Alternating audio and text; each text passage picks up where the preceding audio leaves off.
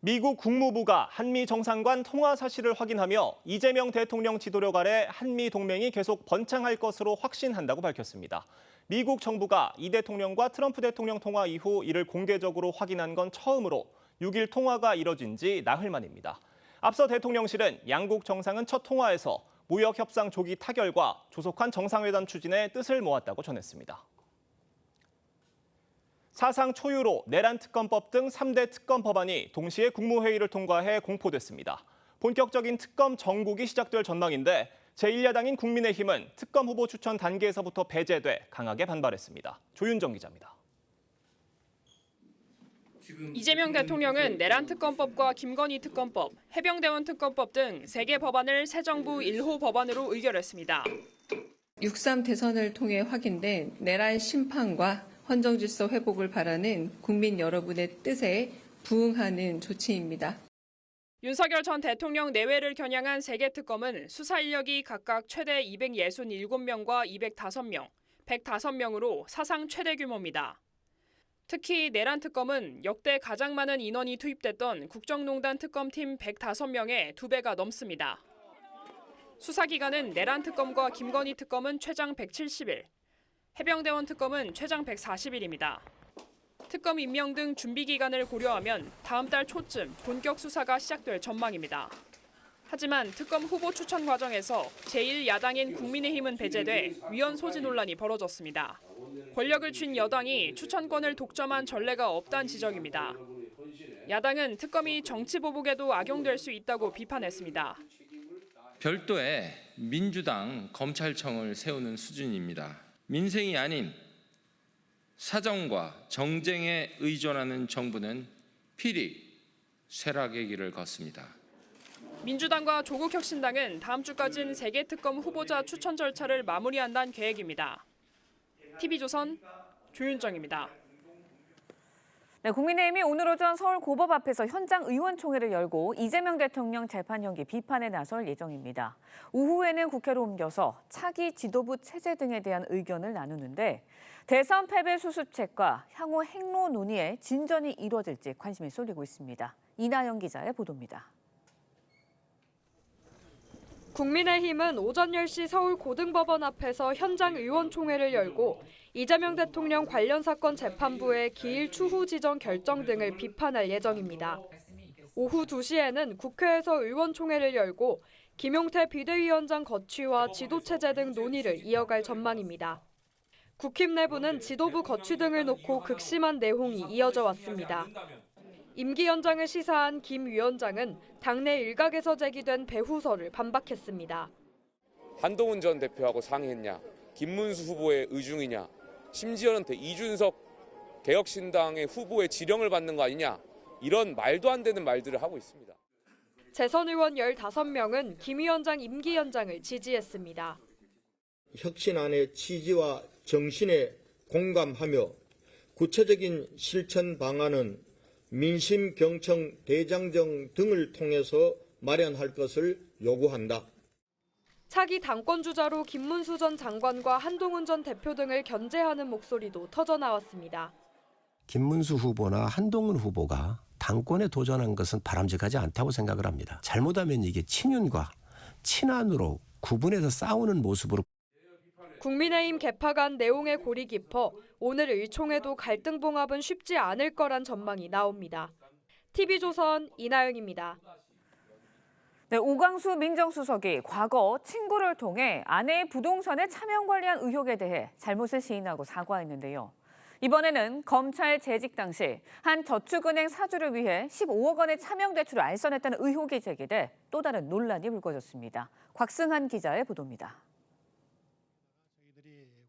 오광수 민정수석이 서울중앙지검 부장검사로 재직 중이던 2007년 오 수석의 부탁을 받은 친구 전모 씨는 부동산을 담보로 한 저축은행으로부터 15억 원을 대출받습니다. 이 과정에 오 수석은 대출금 전액은 내가 사용한 것이고 대출금 전체를 내가 반환할 것이라는 사실 확인서를 작성해뒀습니다. 그런데 3년 뒤인 2010년 저축은행이 전 씨의 부동산에 압류를 걸면서 문제가 발생합니다. 대출금 상환이 안 됐기 때문. 분란이 일어날 조짐이 보이자 이 저축은행의 사주 박모 씨가 개입합니다. 돈을 빌린 사람은 본인이고 이를 갚겠다고 나섰습니다. BIS 비율을 맞추기 위해 필요한 자금을 오수석에게 부탁했다는 것입니다. 차명 대출자인 박 씨는 일부를 상환했지만 세 사람의 금전 관계는 완전히 정리되지 않았고 전 씨는 쓰지도 않은 돈을 갚아야 했다며 검찰을 퇴직한 오수석을 상대로 민사소송을 제기했습니다. 이에 법원은 실제 돈을 빌린 사람은 저축은행 사주라고 판단했는데 이상하게도 오수석은 전 씨에게 5천만 원을 직접 갚기도 했습니다. 의문의 차명 대출을 알선한 이유를 묻기 위해 수차례 연락했지만 오수석은 답을 하지 않았습니다. TV조선 곽승환입니다.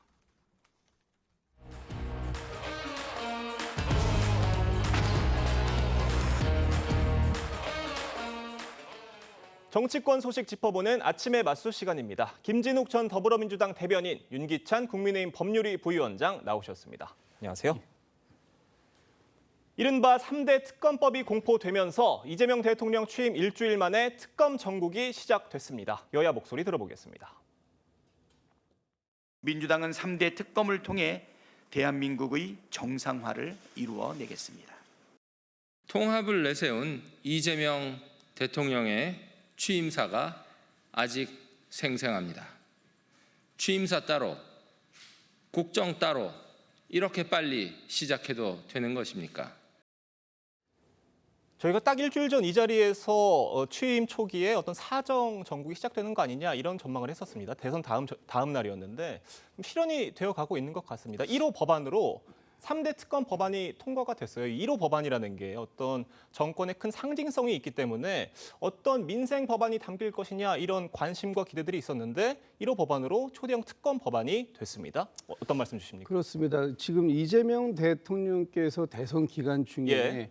내란 세력에 대한 어떤 이 철저한 단죄 이것을 가장 크게 말씀을 주셨고 그 약속을 지금 이행하는 중이다 이렇게 이제 보시면 될 것 같고요.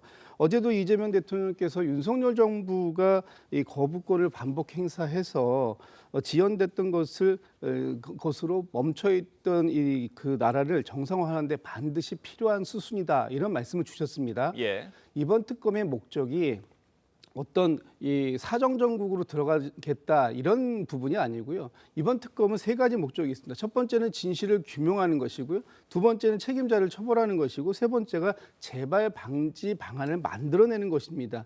이런 과정들이 있기 때문에 특검은 특검이고 민생은 민생이다 이렇게 말씀드릴 수 있고 이 투트랙은 분명히 가능하다. 그리고 최대한 신속하게 끝내서 이 특검 정국을 가지고 무슨 뭐 사정 정국이라든지 아니면은 정치의 보복이라든지 이런 쪽으로 가지 않도록 충분히 관리가 가능하다 이렇게 보고 있습니다.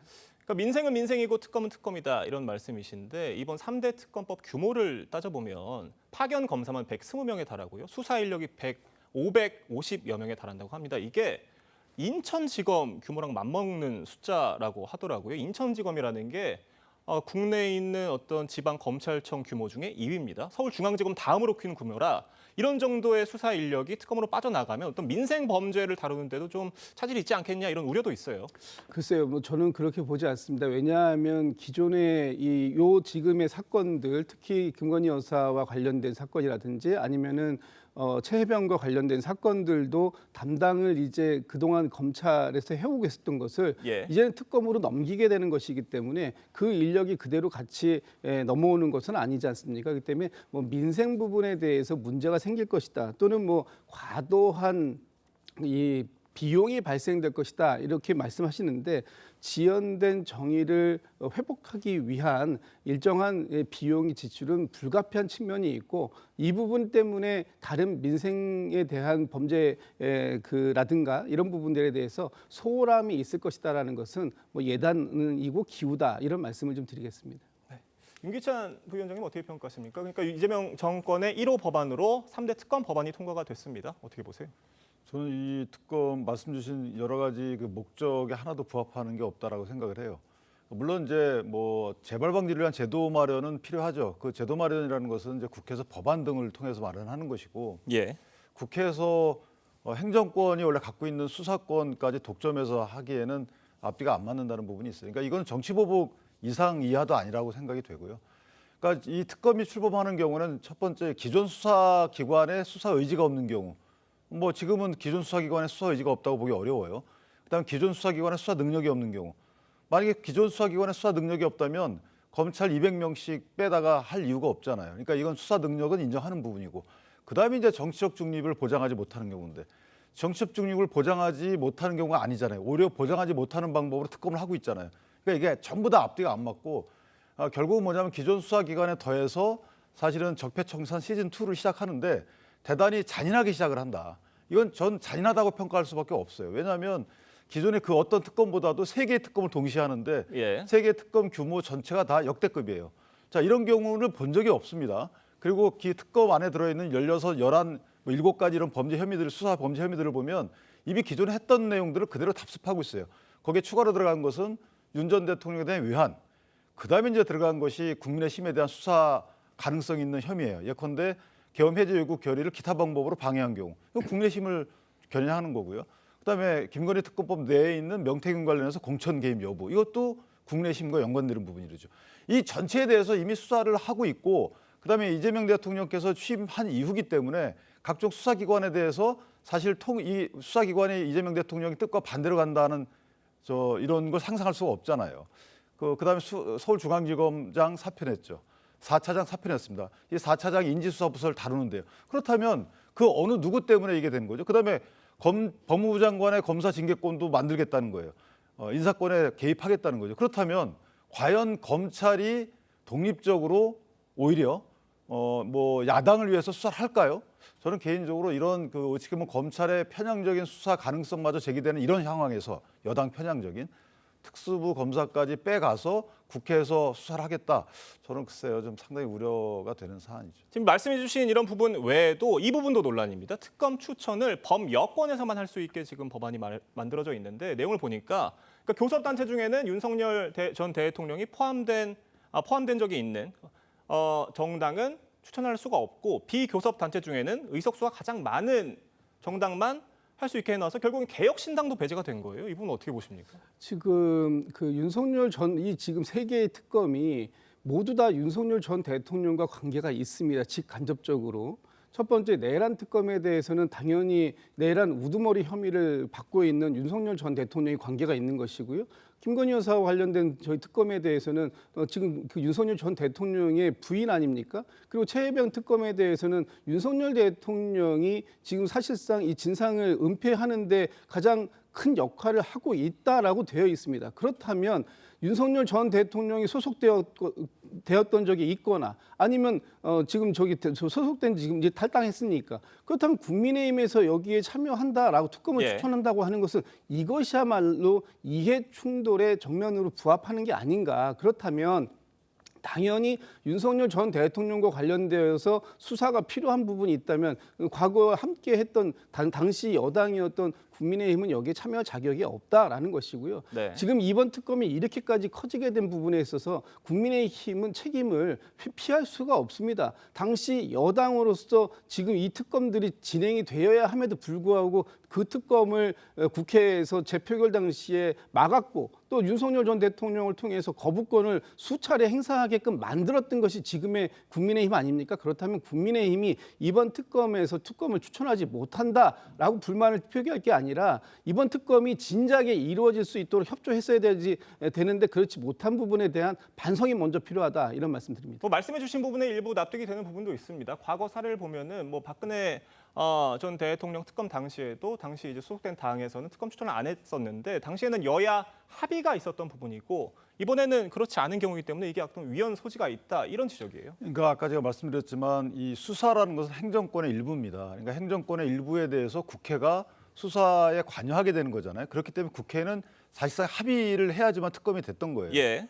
그런데 지금 합의 없이 하겠다는 거고, 특정 제2정당을 배제하는 거잖아요. 그러니까 국회라는 전체의 의사결정 과정에서 문제가 생긴다는 거고, 기존에 국내심 탓을 하시는데 그 국내심이 계속 보이콧할 수밖에 없었던 이유 중에 이런 조항이 들어있기 때문에 그런 거예요. 상설특검 법안도 고쳤잖아요. 국내심 추천권을 배제하는 방식으로. 그것도 위헌 소지가 있다고 해서 사실 행정부에서 이걸 다 권한대행께서도 이 거부권 행사했던 거잖아요. 그렇게 위헌적 요소가 있는 법안을 만들어서 올렸기 때문에 국민의힘 입장에서 보면 어떻게 보면 거절할 수 있는 빌미를 줬다는 것이고, 또 하나는 자 그때는 그때고, 자 그때 적절성 여부는 그때 기준으로 판단하면 되는 것이고요. 지금은 정권이 바뀌었잖아요. 근데 왜 지금도 그렇게 하냐 이 말이죠. 지금 입장에서 보면 윤석열 전 대통령 탈당하셨어요. 그다음에 수사의 그 방향 자체가 국민의힘도 겨누고 있는 상황입니다. 그럼 오히려 더 합의를 거쳐야죠. 합의를 거치거나 또는 특검 추천에 있어서 불편부당이 없어야 되는 거 아니겠습니까? 근데 유독 딱 보면 진보 정당, 진보 성향의 정당만 추천권을 갖게 되는 거예요. 보수 성향의 정당은 추천권 안 줍니다. 그거 어떻게 생각할 수 있겠습니까? 이게 보수 성향의 정치권을 괴멸시키려고 하는 이런 목적을 가진 수사다라고 당연히 저희가 주장할 수밖에 없는 거죠. 그런 주장을 불식시키기 위해서라도 절차적 정당성이나 위헌성이 없는 법안을 만들었어야 되는데, 오히려 그거에 대해서는 의도적인지 아니면 뭐 과실인지 모르겠지만 전혀 신경 안 쓰고 계시잖아요. 제가 좀 짧게만 두 가지만 반박드릴게요. 첫 번째는 이 특검 법안을 왜 이렇게 만들었냐. 이렇게 안 만들자고 저희가 제3자 추천에 대해서도 얼마든지 협의가 가능하다. 그러니까 국민의힘에서 자체적인 특검 법안을, 그럼 원하는 특검 법안을 제출해달라라고 수차례 얘기했음에도 불구하고 국민의힘에서 특검 법안 한 번이라도 발의한 적이 있습니까? 다른 건 모르겠습니다만 어쨌든 최혜병 특검법에 대해서라도 그렇다면은 반드시 진상 규명이 필요하다라고 국민의힘에서 얘기했고, 추천 특검에 대해서 하겠다라고 그 한동훈 전 대표 시절에 약속까지 했었던 상황이었는데 특검법을 한 번이라도 발의한 적이 없었지 않습니까? 그렇기 때문에 저희 민주당이 다른 야당들과 당시에 함께해서 특검법안을 만들었다라는 부분을 말씀드리고, 두 번째, 지금 시대가 바뀌었다. 이제는 이재명 대통령이 취임한 이후 아니냐라고 하시는데, 분명하게 할 것은 이재명 대통령이 어제 국무회의에서 이 부분에 대해서 심의 의결한 부분은 맞습니다만, 이 법안이 국회를 통과한 건 이미 이재명 대통령이 취임하기 이전에 저희가 야당 시절일 때 그때 이 법안은 이미 통과가 되어 있었다. 그런 부분들에 대해서 지금 같이 섞어가지고 얘기할 얘기는 아니다. 이런 말씀 좀 드립니다. 근데 이제 이게 문제예요. 뭐냐면 특검 법안이라는 것은 보충적이고 한시적인 거예요. 예. 이게 어떤 제도를 상설화하는 게 아니잖아요. 그렇다면 그 해당 시점에 맞는 특검 법안이 나와야 되는 거고, 지금 대변인님 말씀처럼 그 당시에는 민주당 입장에서 보면 이 특검 법안이 필요했을 수도 있죠. 근데 국민의힘 입장에서 보면 필요 없다고 본 거예요. 왜냐하면 이미 수사기관이 독립적으로 수사를 하고 있고, 윤석열 대통령이 그 당시에 재직 중에 있었지만 어쨌든 수사기관은 독립적으로 공수처라는 제도가 있기 때문에 하고 있었기 때문에 이것은 수사 결과가 나온 뒤에 하자라는 게 저희 입장이었고, 그러나 어쨌든 그 시대에 누구 말이 맞는지는 국민적 평가를 받은 거 아니겠어요? 그럼 지금은 이재명 대통령이 취임한 이후에 그 시대 상황이 바뀌었잖아요. 그럼 거기에 맞는 수사기관에 대해서 뭐 통제책을 마련하면 되는 것인데, 지금 다시 특검을 계속 만들 이유가 전혀 없는 것이고, 또 하나 법안이 통과됐다 하더라도 특검이 필요 없으면 대통령이 거부권 행사하면 되는 겁니다. 근데 어제 그냥 공포하셨잖아요. 사실 이것도 안 맞는다는 거죠. 그러니까 기존의 특검에 대해서 정치권이 갖고 있던 시각이 전혀 반영되지 않은 특검이기 때문에 대통령께서 이게 이건 그간에는 필요했지만 지금 필요 없다라고 하면 거부권 행사하시면 되는 거죠. 왜?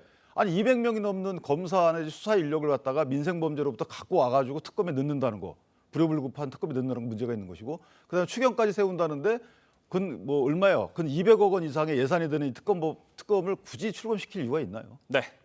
지금 보신 것처럼 이재명 정권의 1호 법안으로 공포된 3대 특검법에 대한 논란이 뜨거운 가운데 민주당은 당초 내일 본회의에서 처리할 방침이었던 이른바 재판중지법 처리를 보류하고 속도 조절에 나선 모습입니다. 관련해서 여야 목소리 들어보겠습니다. 12일 본회의가 없어서 의총 브리핑도 없을 예정이고, 궁금해하셨던 여러 가지 법안들이 일단 이번 주에는 처리되지 않는다. 새 원내 지도부가 의원들과 함께 판단할 문제다. 본회의를 연기한다라는 것은 언젠가 이 법안들을 처리한다라는 말씀으로 해석이 되고요. 정부 여당이 확실하게 국민 통합을 하기 위해서는 지금 계류되어 있는 방탄 3법에 대해서 철회할 것을 요청드리겠습니다. 지금 저희가 노종면 의원 말씀 들어봤는데, 노종면 의원뿐 아니라 정청래 국회 법사위원장께서도 이 재판중지법에 대해서 우리는 그냥 간다. 법원에서 어떤 결정을 내리든 우리는 추진한다라는 취지로 얘기를 하셨었는데, 지금 그 입장이 좀 180도 달라졌습니다. 이게 어떤 배경이 있는 게 아니냐 해석들 나오는데 어떻게 보세요? 뭐 180도 달라졌다라는 건 아니고요. 예. 일부 약간 선회가 있었던 건 사실입니다. 예. 왜냐하면은 이제 그 13일 날 민주당에서 원내대표 선거가 있고 16일 날은 국민의힘의 원내대표 선거가 있는데 이 전에 중요한 문제들을 빨리 정리를 해야 되겠다라는 것이 그 직전에 현재 지도부의 입장이었다면 이제 그 부분에 대해서 조금 더 여유를 가지고 새로운 지도부가 왔을 때 다시 한번 판단할 수 있는 여지를 남겨두자라는 쪽으로 이제 입장이 약간 좀 이제 선회가 됐다라는 부분이고요. 근데 문제는 이 부분에 대해서 필요한 부분이 분명히 있다라는 겁니다. 형사소송법을 개정을 통해서 헌법 제84조에서 규정하고 있는 바에 대한 명확성을 좀 기해야 된다. 지금 서울고법, 서울중앙지법에서 이재명 대통령과 관련된 이 사건들에 대한 재판을 이 헌법 84조에 따라서 추후 지정하는 기일을 추후 지정하는 것으로 해서 사실상 대통령의 임기 동안 재판이 이루어지지 않는 것으로 지금 얘기를 하고 있습니다만 이렇게 개별 재판부에게 자의적으로 해석할 수 있는 부분을 남겨두는 것보다는 오히려 명확한 명쾌성을 가질 수 있도록 형사소송법을 개정하는 것이 필요하다라는 그 필요성엔 여전히 이견이 없다. 다만 그 시기는 조금 조절해서 갈 필요가 있겠다 이런 판단이 있었던 것 같은데요. 그 부분에 대해서는 저도 뭐 생각이 같습니다. 알겠습니다. 저희가 다음 소식도 짚어보겠습니다. 오광수 민정수석이 과거 친구를 통해 아내의 부동산을 차명 관리했던 사실이 드러나 논란이 되고 있습니다. 진보 성향 시민단체에서도 오 수석의 사퇴를 촉구하고 있는데 관련 얘기 들어보겠습니다. 민정수석이 해야 되는 역할이 공직자 인사검증, 그다음에 비리 감시, 사정기관 관리 등의 업무지 않습니까? 그런데 이분이 과거에 검찰에 있을 때 부동산 실권리자 명의등기에 관한 법률 위반으로 이것이 형사처벌 규정이 있는 일종의 범죄라고 할 수 있습니다. 국민들의 신뢰를 잃은 상황에서 민정수석의 업무를 제대로 수행하는 것은 거의 불가능에 가깝다.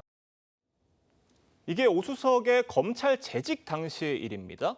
오 수석의 아내가 오 수석 친구한테 부동산을 팔았는데 그게 통상적인 거래가 아니었고 명의신탁이었다는 거예요. 이 명의신탁이라는 게 실정법 위반입니다. 이 형사처벌 대상인데 지금 대통령실에서는 일단 오 수석 임명 그대로 간다는 기류인 것 같아요. 어떻게 보십니까? 일단 오 수석도 이 부분에 대해서 본인 스스로 인정을 하고 있는 것 같습니다. 그래서 나온 반응이 이제 뭐 송구하고 부끄럽다, 본인의 과오가 있다 이렇게 이제 인정을 하고 있는데 이 부분에 대해서 지금 당시에 재산 신고에 누락되었던 부분에 대한 어떤 뭐 법적 책임 여부에 대해서는 좀 별개로 하고 일단 본인 스스로 이 부분을 인정하고 있다라는 부분은 좀 중요한 부분으로 받아들여야 될 텐데 이 부분에 대해서 일단 국민의 눈높이와 좀 다소 거리감이 있다라는 지적에 대해서 앞으로 어떻게 해야 될지에 대한 좀 지켜볼 필요가 있을 것 같고요. 지금 오 수석이 이번에 처음으로 민정수석에 임용된 지 이제 불과 일주일도 채 안 된 상황인데 예. 이 상황 속에서 이런 그 좀 본인과 관련된 특히 앞으로 고위공직자들의 인사검증을 책임져야 할 민정수석의 자리에 있으면서 이런 그 일에 이제 연루가 된 부분에 대해서 어떻게 이제 처신을 할 것인지 또 그 이후에 지금 그 인사 문제에 대해서도 본인이 조금 더 심사숙고하는 부분이 좀 필요할 필요가 있겠다라는 이제 얘기들이 나오고 있는 상황이라 예. 조금 이 부분에 대해서는 뭐 하루 이틀 더 여론의 추이를 좀 지켜봐야 되는 게 아닌가라는 생각이 갖고 있습니다. 알겠습니다. 지금 이 민정수석이라는 자리가 다른 자리가 아니라 공직자들의 인사검증을 하는 자리잖아요. 그런데 이 민정수석에 앉은 분이 이런 흠결을 가지고 제대로 된 인사검증을 할 수 있겠느냐라는 지적을 지금 경실련에서도 같이 한 겁니다. 어떻게 보세요? 저는 이 문제는 역대 정부 같으면은 이런 논란에 대해서 저희가 막 이렇게 그 뉴스 진행 과정에서 얘기할 필요가 있죠. 근데 지금 대통령께서도 5개 재판을 받고 계시고 거기에 대해서 중단 법안까지 내서 중단 여부가 헌법 해석까지 들이밀면서 하고 있는 이 상황에서 예. 저 부동산 실명제 거래법 위반 갖고 논할 수 있겠습니까? 저는 인사 기준 자체가 굉장히 넓어진 것 아니라는 생각이 드는 것이 이걸 몰랐을 리 없어요. 체크리스트를 다 쓰잖아요. 그런데 명의신탁 부분 분명히 들어갑니다. 제 기억에. 거기에 체크를 합니다. 본인이 이렇게. 체크 안 했으면 그거는 대통령을 속인 거고 체크했으면 부실검증이 아니고 이건 그냥 그 검증 기준이 그런 거고. 저는 개인적으로 오광수 민정수석에 대해서는 법조계에서 평이 좋습니다만은 저 부분은 대놓고 지금 명의신탁을 한 거잖아요. 원래 예. 형사처벌 대상입니다. 그런데 이제 상대방이 고소를 안 해서 형사처벌을 피하신 건데 어쨌든 상당히 부적절하죠. 예전에는 농지법 위반만 갖고도 낙마했잖아요. 그런데 지금 저 부분은 제가 볼 때 그냥 갈 겁니다. 왜냐하면 오광수 민정수석 입장에서 보면 얼마나 억울하겠어요. 대통령 5개 재판 저렇게 중단시키는데 나는 이 하나 갖고 날 낙마시켜? 저는 그렇지 않다고 봅니다. 뭐 지금 현재 정권의 사정상 오수석의 흠결이 역설적으로 상대적으로 좀 작아 보인다는 개인적인 평가도 좀 왜냐하면 겁니다. 대통령께서 실력 위주로 하신다는 의미는 예. 뭐 도덕적인 여러 가지 잣대보다는 실력 위주로 하겠다라는 말의 이면에는 도덕적인 잣대에 대한 사실은 이 평가 기준을 높이 할 수 없는 상황이다. 이 상황을 역설적으로 보여주신 게 아닌가 싶습니다. 알겠습니다. 지금 오수석 관련 추가 논란들도 제기가 되고 있는데 이 부분에 대해서 대통령실이 또 어떤 대응을 내놓을지 저희가 잘 지켜보도록 하겠습니다. 두 분 말씀 여기까지 듣겠습니다. 감사합니다.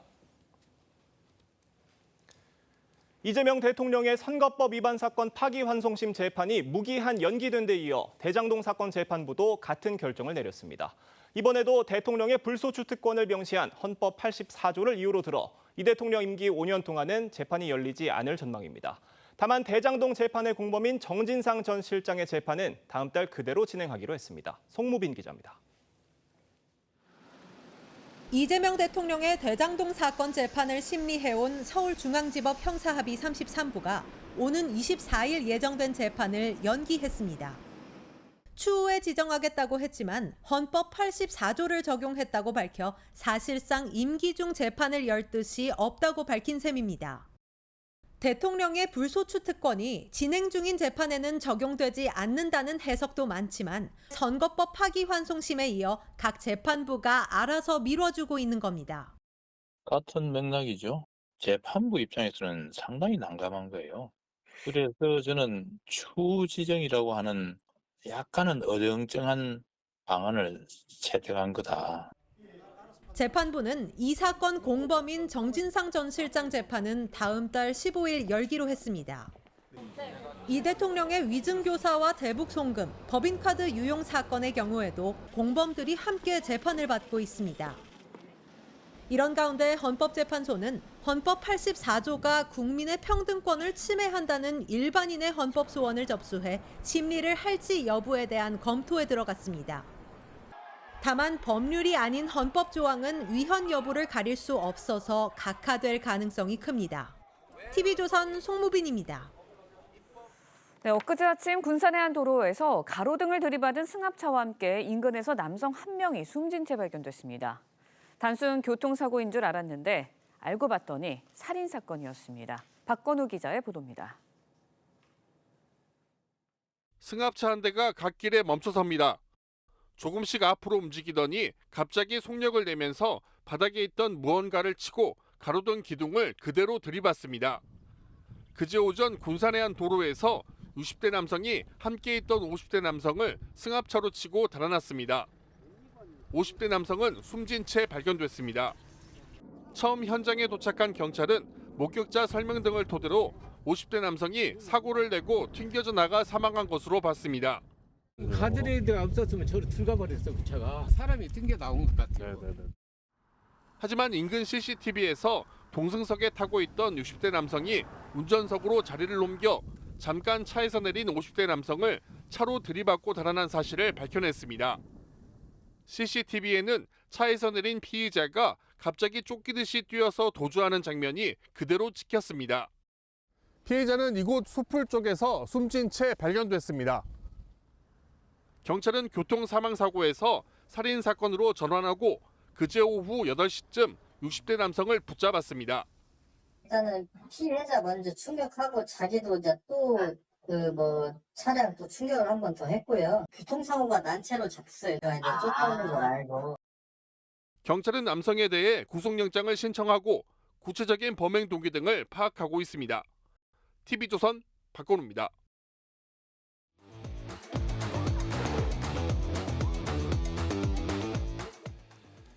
화제가 된 사건 사고 소식 짚어보는 아침의 이슈 시간입니다. 네, 설주한 변호사, 강전의 변호사와 함께 자세한 이야기 나눠보도록 하겠습니다. 안녕하세요. 안녕하세요.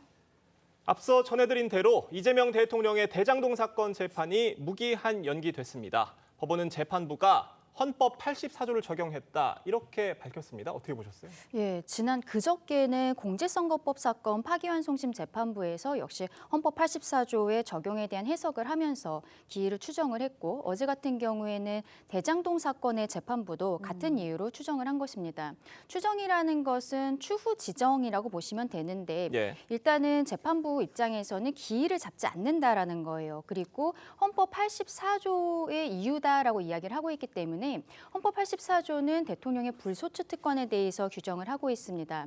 그런데 문제는 이 불소추 특권에서 나오고 있는 소추라는 것이 지금 현재 기소가 돼서 재판 중인 사건들도 포함되는가? 여기에 대해서는 법조계에서 아직까지 왈가왈부가 있습니다만 이 두 개의 재판부에서는 이 불소추 특권을 해석을 하면서 나름대로 이것은 지금 진행 중인 재판들도 정지하는 것이 맞다라고 판단하는 것이기 때문에 그러면은 다음 기일 같은 경우에는 이재명 대통령의 임기가 끝난 뒤로 잡힐 가능성이 높아 보입니다. 네, 헌법 84조 해석을 둘러싼 논란을 차치하고라도 이제 이재명 대통령과 함께 기소된 정진상 전 실장에 대해서는 대장동 재판이 계속해서 진행이 되고 있는 상황이거든요. 같은 재판에서 두 명이 기소가 됐는데 한 명의 재판만 계속해서 진행이 되고 한 명은 중지가 된다면 사실상 그러면 영향을 받는 거 아닐까요? 뭐 형식적으로는 문제가 될 게 없을 수도 있습니다. 네. 그러니까 뭐 예를 들면 꼭 이 사건과 같은 경우가 아니라 예를 들어서 공범 중에 한 명이 출국을 해버려가지고 예. 어떤 재판을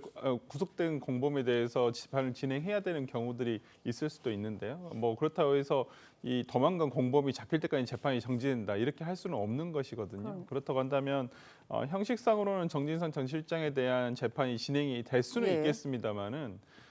정진상 전 실장과 이재명 대통령 사이에 어떤 공범 관계라든지 어떤 공모를 했다든지 이런 부분에 대해서는 어쩔 수 없이 이재명 대통령에 대한 상피고인이라고 하는데 같은 피고인을 상피고인에 대한 어떤 증인신문 또는 피고인신문을 해야 될 경우들이 있거든요.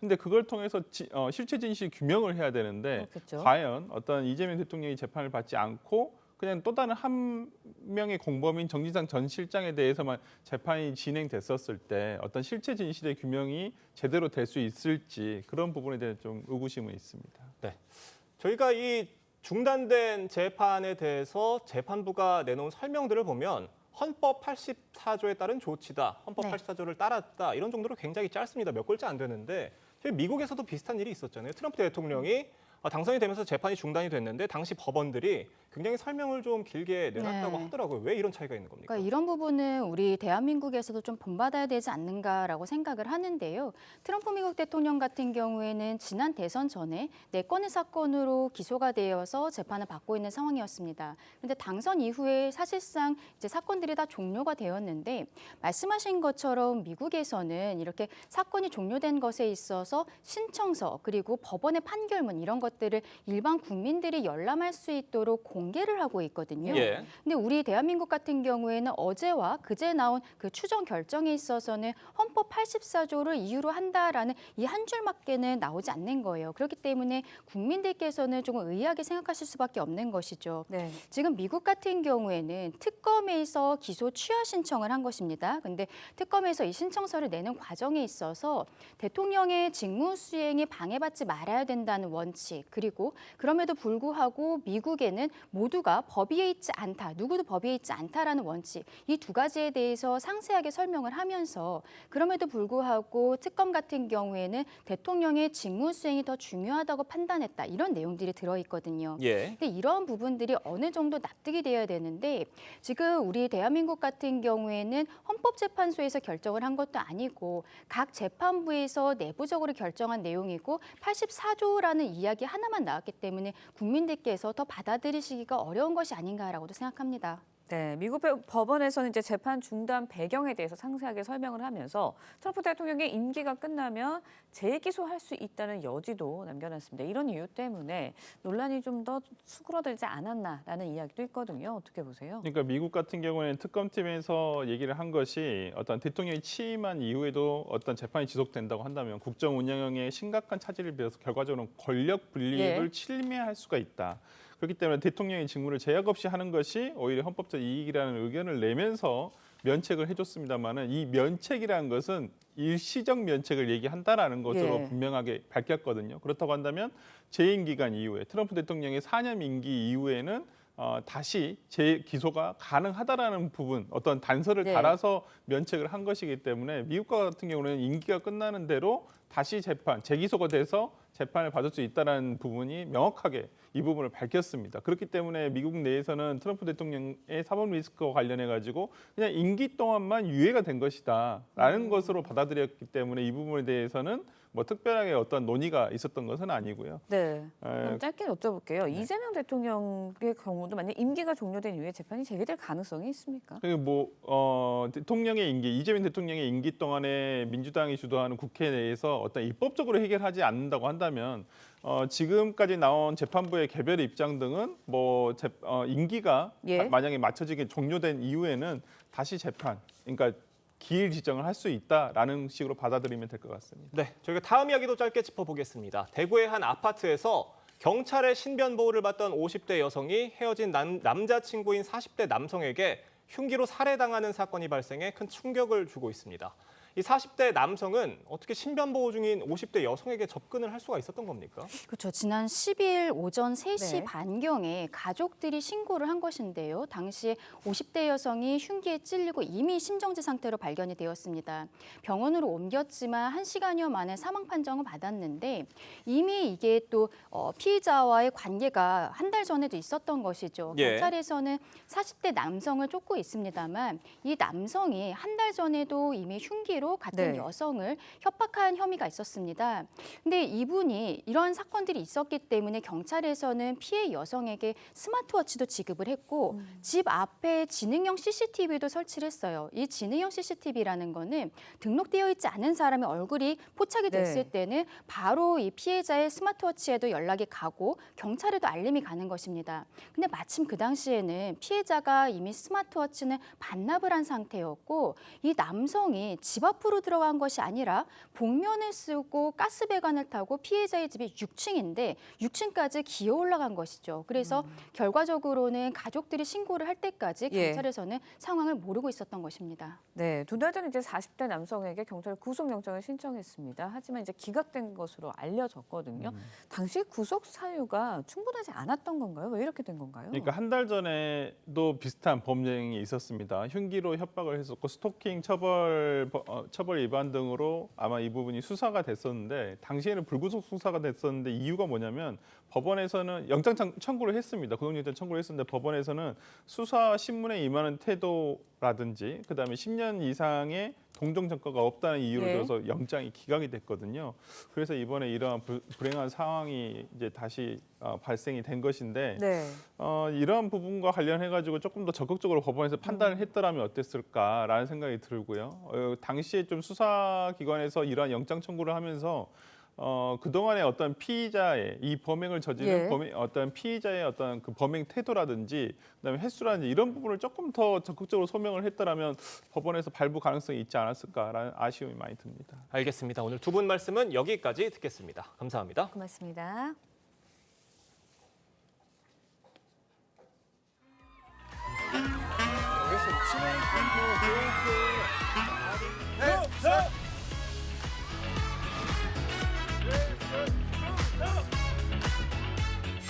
아미분들께 너무 기다려주셔서 감사하다고 말씀드리고 싶고요.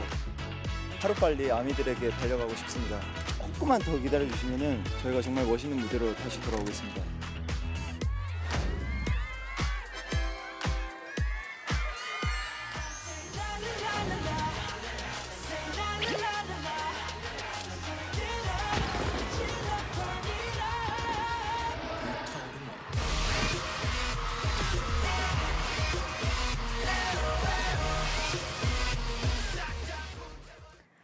네, 화제 이슈 콕 집어서 파헤쳐봅니다. 아침의 픽 시작합니다. 보신 것처럼 그룹 방탄소년단의 RM과 B에 이어 이달 중 남은 멤버 전원이 군 복무를 마치고 팬들 곁으로 돌아옵니다.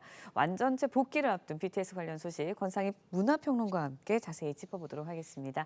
안녕하세요. 안녕하세요. 네, 일단은 이제 BTS의 리더 RM과 B가 어제 군 복무를 마치고 전역을 신고했습니다. 어제 상황부터 먼저 짚어볼게요. 어땠나요? 두 사람의 전역을 축하하는 열기, 강원도 일대를 뒤덮었다 이런 소식이 들리고 있는데요. 네. 팬클럽 아미 지난 주말부터 두 사람의 소속 부대 근처에 현수막을 내걸기 시작했습니다.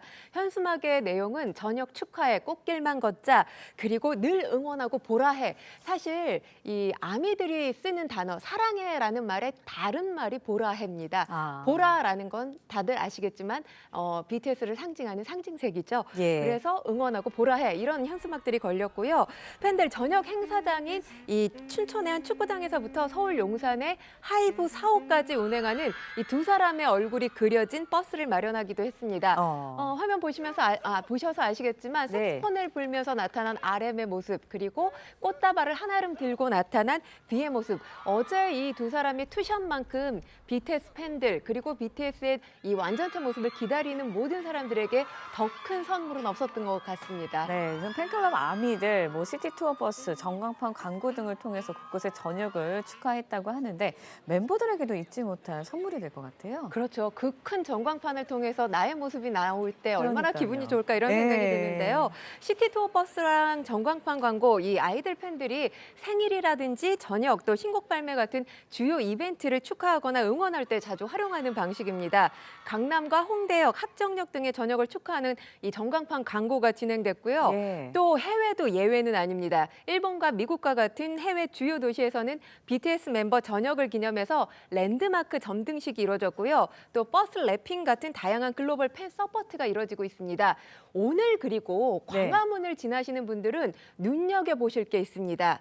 오늘 이제 전국이 또 저녁을 하지 않습니까? 그렇죠. 이 전국과 관련된 전광판 광고가 진행되는데요. 가로 22m, 세로 60m에 달하는 초대형 스크린에 전국의 군복무를 무사히 마친 모습이 송출될 예정이라고 합니다. 광화문 지나시는 분들은 꼭 포착해서 보시기 바라겠습니다. 이런 대형 이벤트들, 이 팬덤의 단합과 또 응원의 열정 널리 알릴 수 있는 방법으로 꼽히고 있습니다. 네, 그러다 보니까 이제 소속사 하이브 4옥 주변도 항상 팬들로 들썩였는데 1,500여 명의 팬들이 몰리기도 했다고요. 네, 그렇습니다.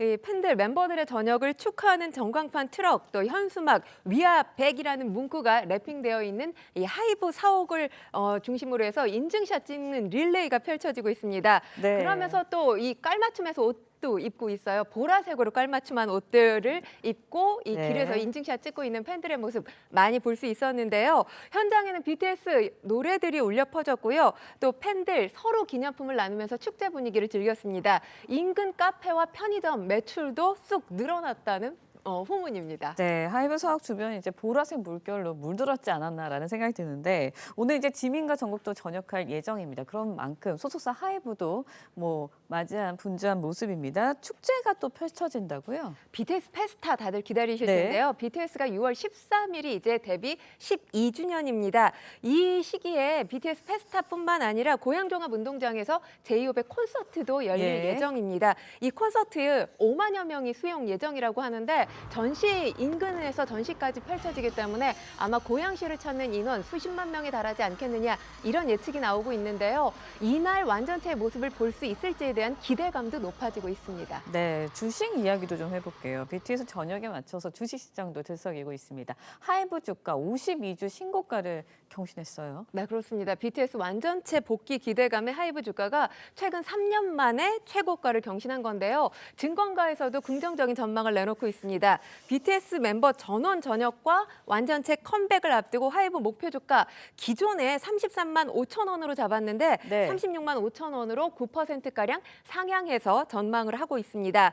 또 2026년 매출액도 굉장히 긍정적으로 예측이 되고 있는데요. BTS 관련 매출액만 1조 3천억에서 1조 5천억 원이 될 것이다. 이런 예측 전망치가 나오고 있습니다.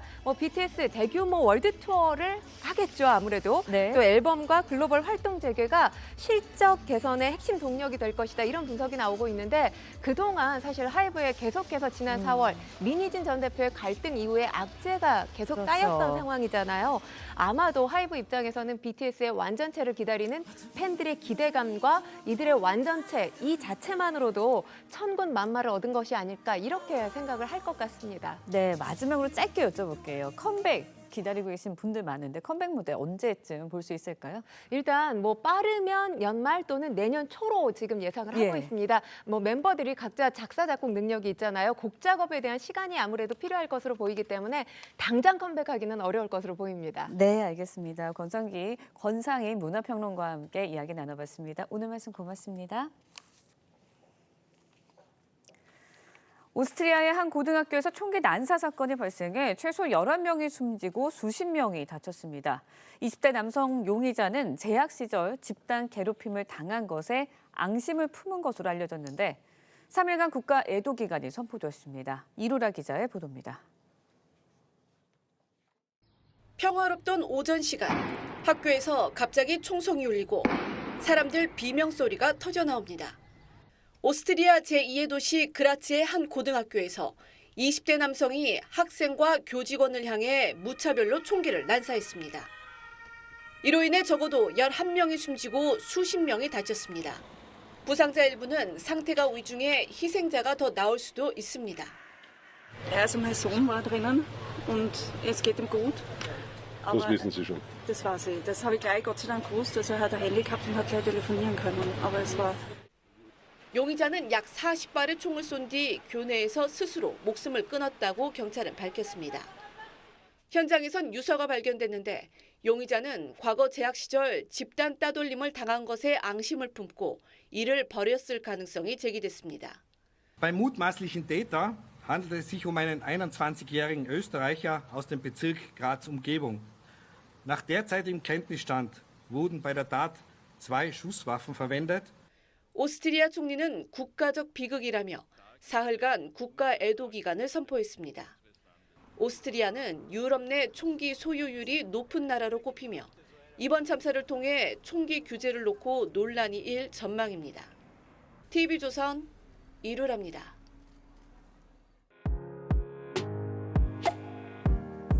네, 렌즈에 담긴 그 순간 그 의미를 짚어보는 시간이죠. 사진 기자가 선택한 아침의 한 장입니다. 오늘은 조선일보 사진부 오종찬 기자와 함께합니다. 안녕하세요. 오늘 아침에 본 사진 어떤 건가요? 네, 한국을 방문한 유엔 참전국 후손들이 경복궁에서 기념 촬영을 하고 있는 장면입니다.